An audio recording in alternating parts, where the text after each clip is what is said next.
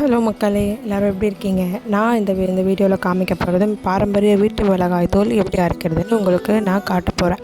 இந்த வீடியோவில் மொத்தம் 14 பொருட்கள் சேர்த்து ஆட் பண்ணி இந்த மிளகாய் தூளை ரெடி பண்ணியிருக்கேன்.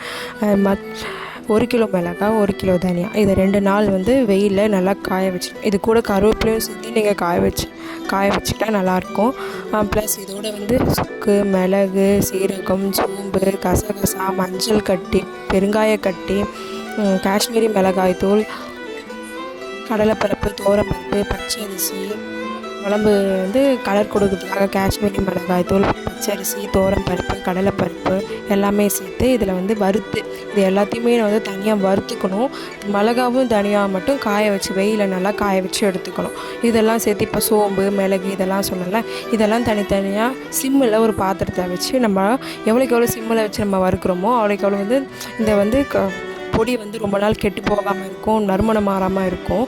ஓகேவா? இதனால் நீங்கள் ஒரு 7-8 மாதம் கூட இதை வச்சு யூஸ் பண்ணிக்கலாம்.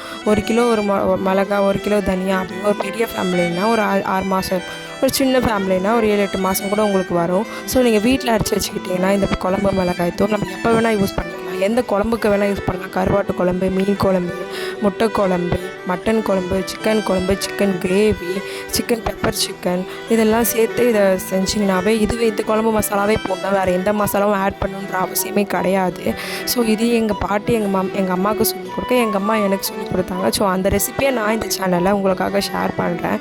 இந்த சேனலில் இது வரைக்கும் நீங்கள் சப்ஸ்கிரைப் பண்ணலைன்னா சப்ஸ்கிரைப் பண்ணிக்கோங்க. ஸோ எனக்காக நான் போடுற ஃபஸ்ட்டு வாய்ஸ் கூட இது எனக்காக சப்போர்ட் பண்ணுங்கள். இந்த மிளகாத்தூள் உங்களுக்கு பிடிச்சிருந்தா நீங்கள் வீட்டில் செஞ்சு பாருங்கள். எல்லோரும் ட்ரை பண்ணி பாருங்கள்.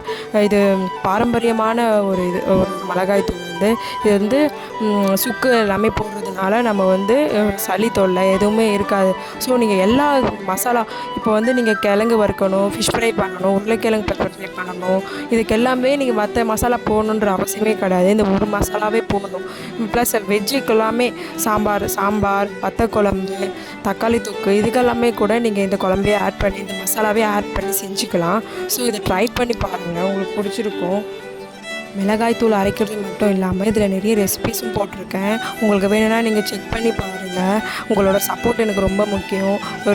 ஒரு ஆளாக இருந்து இந்த சேனல் ஓப்பன் பண்ணியிருக்கேன். ஸோ உங்களோட சப்போர்ட்லாம் எனக்கு கிடைக்க நீங்கள் எனக்கு கொஞ்சம் வியூஸும் கொஞ்சம் சப்ஸ்கிரைப் பண்ணிங்கன்னா நல்லாயிருக்கும்னு நினைக்கிறேன். நீங்கள் நான் போடுற வீடியோஸ் ரெகுலராக பார்க்கலாம், சப்ஸ்கிரைப் பண்ணிக்கோங்க. அந்த மிளகாத்தூளை ட்ரை பண்ணி பாருங்கள்.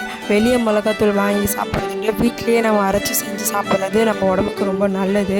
ஸோ ட்ரை பண்ணுங்கள். இது எல்லாத்தையும் நல்லா காய வச்சு அரைச்சிங்கனாவே போதும். மிளகாய் பிட்டா 2ஆக வரணும். ரொம்ப காய வச்சு அரைச்சாலே போதும். நம்மளுக்கு மிளகாத்தூள் நிறைய கிடைக்கும். நம்ம வீட்டு மிளகாத்தூள் சாப்பிட்ற நம்ம உடம்புக்கும் நல்லது. So thank you.